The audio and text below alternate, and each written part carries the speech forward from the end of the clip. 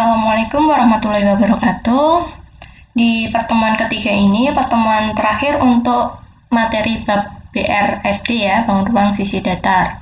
Nah, sebelum saya masuk ke materi yang ketiga, subbab ketiga, maka saya akan membahas tugas kuis kemarin ya, kuis harian kemarin. Karena sudah saya bahas di sini, maka kuis kemarin sudah close respon. Nah, yang pertama, kemarin di video pertama ada kuis tentang ini ya, unsur-unsur bangun ruang sisi datar.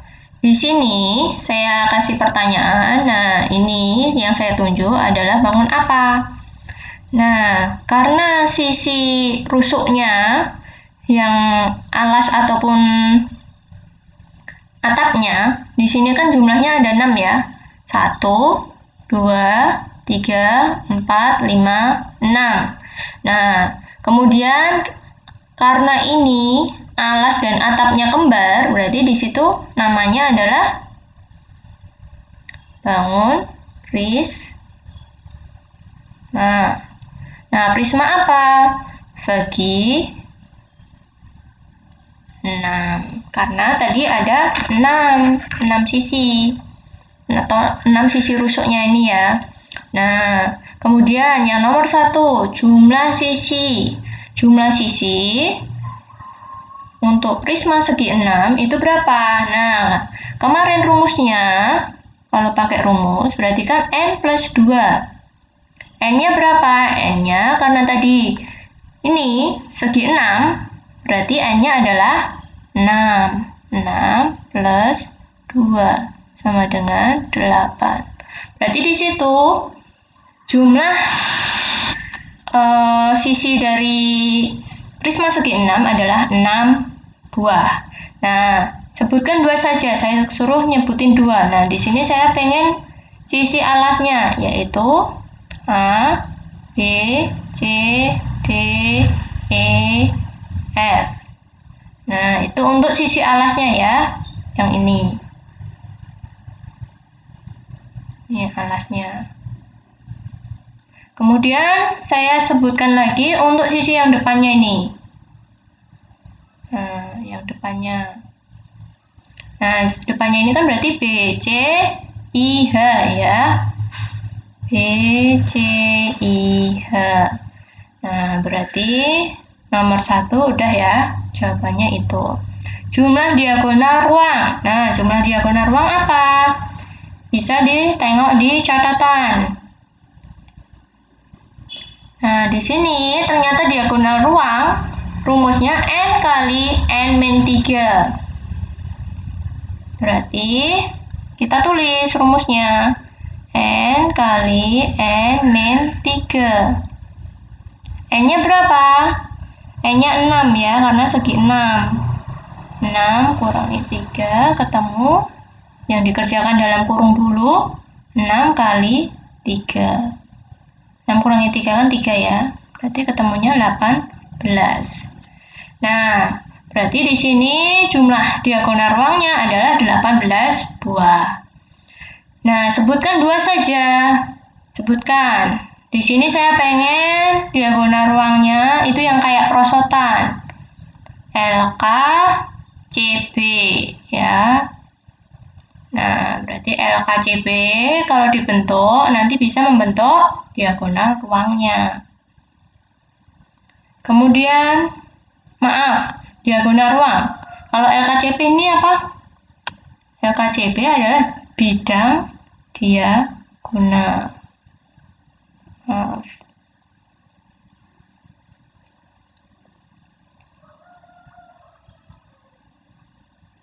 Diagonal ruang itu berarti kita menyeberang di dalam ruangnya ya. Nah, berarti di situ saya pengen L menyeberang ke C. Berarti LC. Kemudian K menyeberang ke B. Berarti KB. Nah, itu menyeberang dalam ruangannya. Kemudian nomor 3, jumlah bidang diagonal. Nah, ini ya yang harusnya tadi contohnya itu. Bidang diagonal. Nah, bidang diagonal ternyata rumusnya ada 2. Ada ganjil, ada genap. Karena tadi 6 termasuk yang genap, berarti kita pakai rumus yang bawah, setengah N kali N-1. Berarti di sini rumusnya setengah N kali N-1. N-nya berapa? Sama ya. N-nya 6 karena segi 6. 6-1. Coret-coret, sini dapat 3 kali 5, berarti 15 bidang diagonal. Nah, contohnya yang mana? Sebutkan 2 saja. Tadi ya, saya pilih yang LKCB. Kemudian IJ, saya buat perosotan sampai ke AF. IJ FA ya, IJ FA. Nah, jadi kalau bidang diagonal itu yang perosotan. Kalau diagonal ruang itu kita menyeberang pakai tali ya. Nah, kemudian yang soal kedua, di sini apa namanya? Karena atasnya adalah titik, bawahnya ada alas, berarti di situ adalah limas. Limas apa? Coba kita hitung. 1, 2, 3, 4, 5, 6. Ternyata 5 segi 6. Nah, 5 segi 6. Kemudian kita diminta untuk menentukan jumlah bidang atau sisinya. Ingat, untuk limas, rumusnya adalah N plus 1. Kalau untuk prisma itu N plus 2 karena ada alas ada tutup. Kalau limas itu plus 1 aja karena cuma punya alas ya. Berarti di situ 6 plus 1 karena 5 segi 6. Ketemu 7. Sebutkan 2 sisinya. Nah, saya sebut alasnya A, B, C, D, E, F. Kemudian sisi depannya B, C, G. Kemudian yang nomor 2 jumlah rusuknya. Rusuknya kalau kita lihat, nah ini 2N ya, rumusnya 2N. Berarti kita masukkan di sini rusuk 2N. Berarti 2 kali 6, 12. Kemudian sebutkan 2 saja. Rusuk itu sedotan ya. Kalau kemarin di video itu sedotan. Nah, berarti di sini rusuknya saya pilih BC. Nih, sedotan yang bawah. Kemudian BG. Nih, sedotan yang ke atas ini. Kemudian nomor 3, sisinya. Sisinya berapa? Oh, maaf, ini salah ini. Yang tadi diagonal bidang ya. Kalau yang ini baru bidangnya. Ini berarti ini jawaban nomor 3 ini. Ini jawaban nomor 3. Maaf, saya kurang teliti dalam membaca soal. Nomor 1 itu adalah diagonal bidang. Nah, diagonal itu berarti yang nyebrang-nyebrang ya. Karena nyebrangnya di bidang, berarti B nyebrang ke E. Contohnya itu. Kemudian C nyebrang ke A, misal. C, A. Nah, jumlahnya berapa? Jumlahnya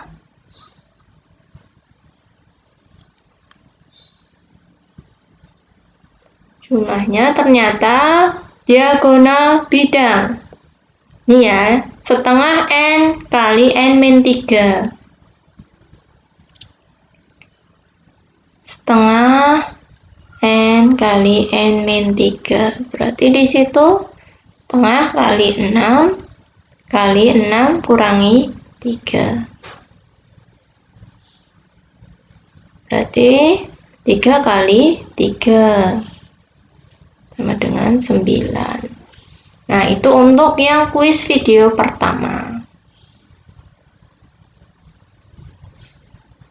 Kemudian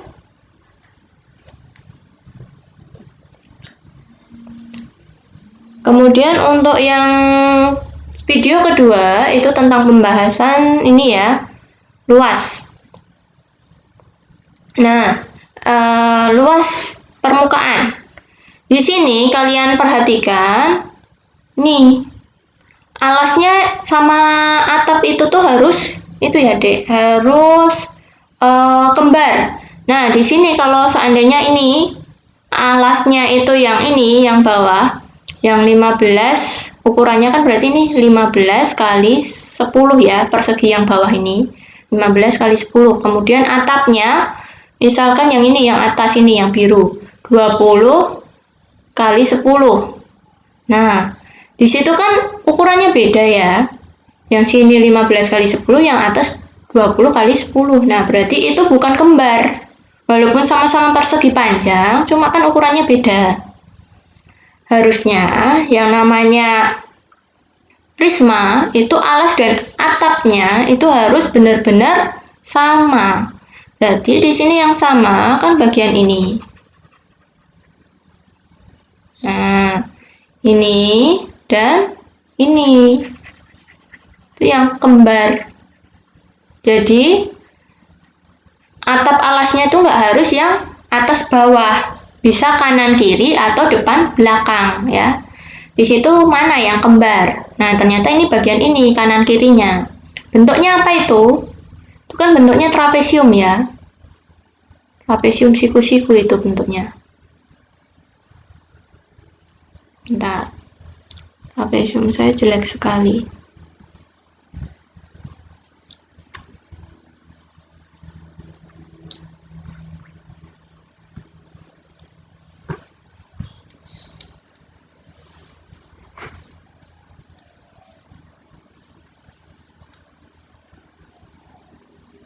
Nah, itu kan bentuknya trapesium gini ya. Sininya itu 20 M. Kemudian yang sini 200 cm.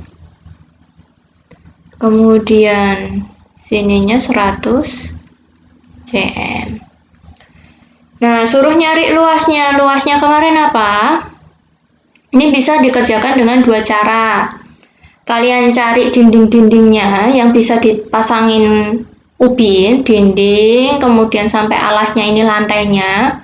Atau kalian pakai rumus cepetnya. Nah, di sini saya pakai rumus lamanya dulu ya. Nah, kalau rumus lamanya itu berarti per ininya kita hitung, per bangunnya. Nah, di sini rumus luas trapesium, luas ininya ya, luas dinding trapesiumnya. Luas dinding trapesium. Nah, rumusnya apa? Setengah kali atas tambah bawah dikali tingginya. Nah, di situ ternyata atasnya ukurannya 100 ya. Ditambah bawah, bawahnya ternyata ukurannya 200 kali tinggi, tingginya 20 M.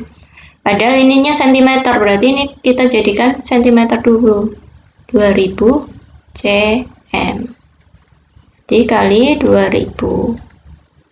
Nah, ini kalau saya coret-coret jadi 1000. Berarti 300 kali 1000. Ketemunya berapa? 300.000. Nah, padahal ini kan ada dua ya, dindingnya yang bentuknya kayak gini kan ada dua karena kembar tadi. Berarti kalau ininya saya sekalian hitung, berarti kan 2 kali 300.000, berarti 600.000 untuk yang bentuknya trapesium. Kemudian saya mau hitung yang bagian ini, belakangnya.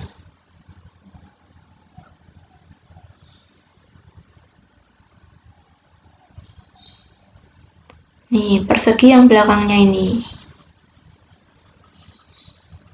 Persegi panjang ya itu. Nah, itu persegi panjangnya, sininya 10 M, sininya 100 cm. Luasnya apa? Luas persegi panjang, panjang kali lebar.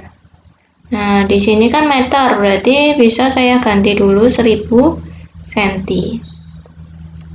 Berarti panjangnya 1000, lebarnya 100, ketemunya 100.000. Itu untuk yang belakang. Sekarang saya cari persegi panjang yang depan. Ini ya, persegi panjang yang ini ya. Nah, ternyata luasnya, kalau misal kalian bingung, ini digambar dulu. Di situ kan panjangnya 10 m, tingginya lebarnya 200 cm. Berarti luasnya sama, karena persegi panjang rumusnya panjang kali lebar. 1000 kali 200 ya tadi lebarnya. Berarti 200.000. Kemudian saya pengen hitung yang lantainya ya.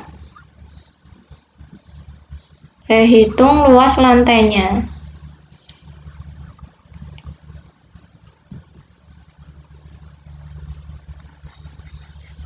Nih lantainya ya. Lantainya ini juga bentuknya persegi panjang ya. Karena kalau satu sisi tegaknya bentuknya persegi panjang, maka yang lainnya juga persegi panjang semua untuk prisma. Kalau bentuknya jajar genjang berarti nanti jajar genjang semua. Nah, di situ karena tadi kan ininya udah persegi panjang. Berarti ini pun juga persegi panjang walaupun kelihatannya miring kayak jajar genjang ya. Di situ ternyata 15 m dan 10 m ya ukurannya ya. Ini 15 m dan sininya 10 m. Atau ininya saya biar sesuaikan di situ, berarti sini 10, sini yang 15 gitu ya.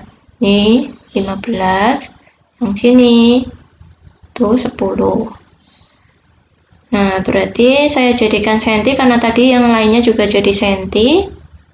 15 meter ke senti turun berapa? 2 ya. cm.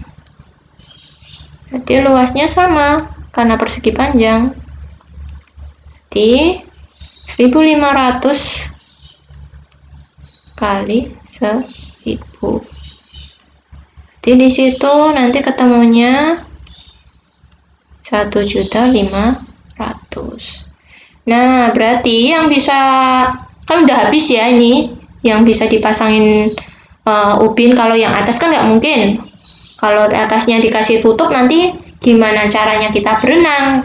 Kalau dikasih lantai nih atasnya kan nggak bisa masuk nanti.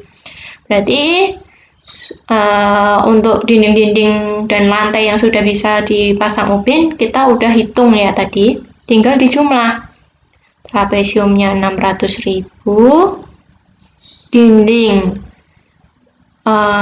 belakangnya tadi 100.000, kemudian dijumlah dengan dinding yang depan itu tadi 200.000,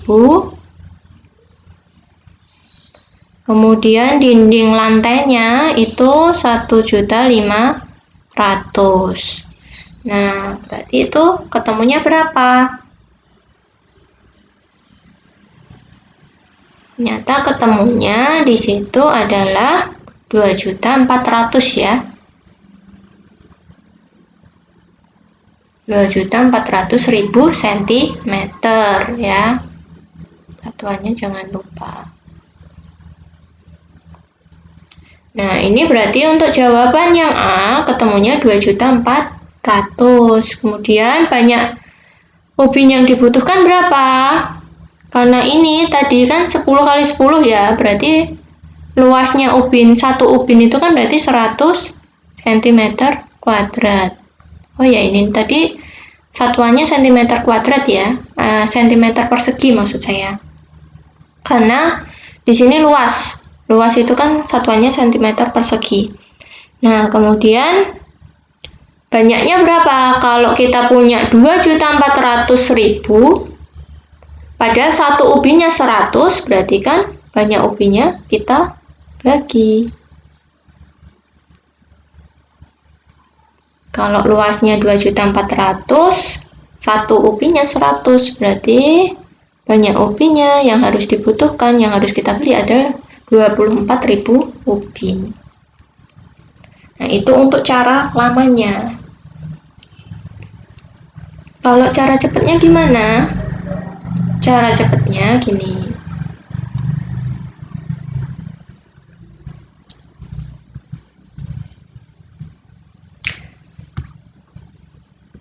Kemarin kan yang pertama yang harus kita lakukan sama ya, kita cari luas alas dan luas tutupnya ya. Kalau punya tutup berarti kasih tutup, kalau punya alas berarti dicari dua-duanya. Berarti yang langkah pertama kan kita cari ininya udah ketemu. Cara pertamanya kita ininya sama, jadi kita nyari luas yang kembar ya.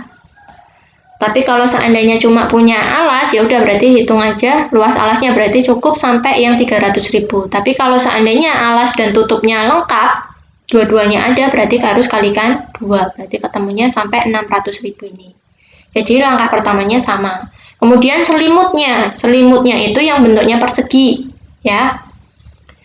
Nah, yang bentuknya persegi panjang atau persegi. Nah, di sini kita pakai rumus luas selimut sama dengan keliling alas dikali tinggi prisma.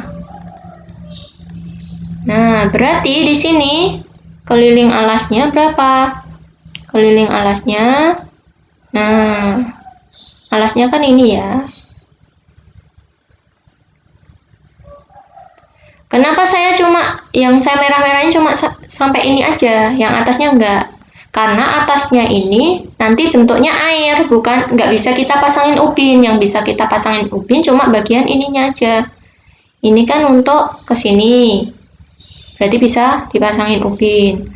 Kalau yang ini kan berarti ini bisa dipasangin ubin. Kalau ini berarti kan yang ini, yang persegi yang panjang yang belakang ini, berarti kita bisa pasangin ubin. Yang ini kan yang lantainya kan. Nah, yang sini kan ini kan nanti air. Jadinya yang kita hitung cuma bagian sininya aja. Nah, berarti kelilingnya berapa? Kita jumlahkan 200 tambah ini kan berarti tadi 1.500 ya. 200 tambah 1.500 tambah 100 berarti 1.800 kali tingginya. Tingginya berapa? Tingginya berarti ke sana. Tinggi prisma itu menghubungkan alas dan atap. Nah, alasnya ini, atapnya ini kan berarti tingginya sini. Berarti kali 1.000.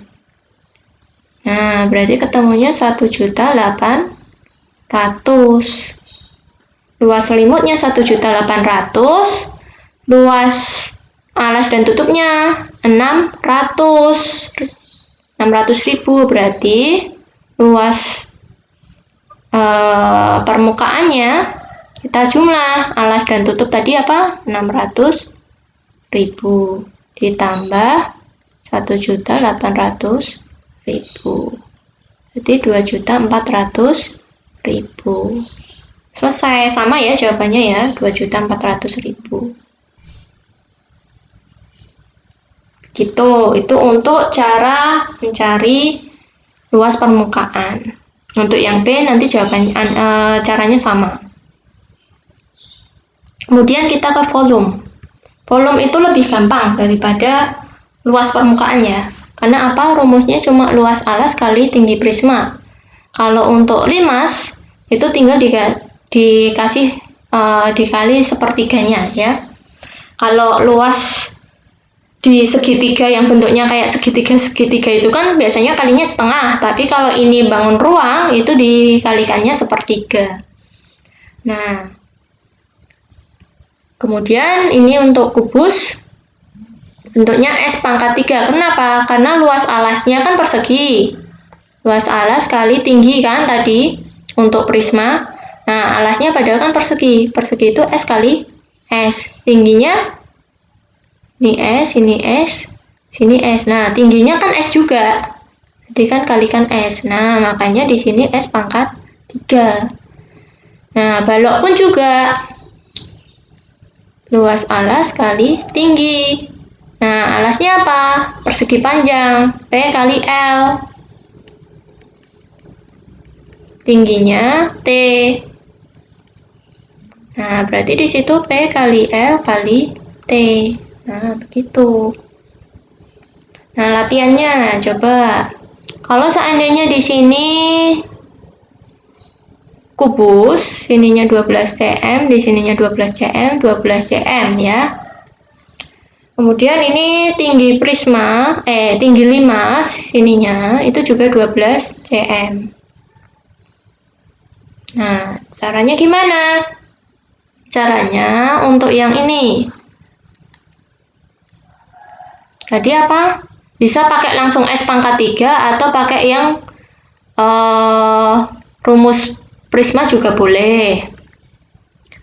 Nah, berarti di situ kalau pakai rumus prisma kan ini 12 kali 12. Tingginya 12 karena ini persegi ya.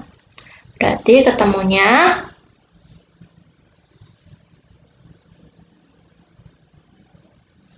1728. Atau kalian pakai rumus yang kubus tadi juga boleh, S pangkat 3, sama aja. 12 pangkat 3 itu bisa dituliskan 12 kali 12 kali 12. Ketemunya juga sama, 1728 cm kubik pangkat 3 ya. Kemudian untuk limas.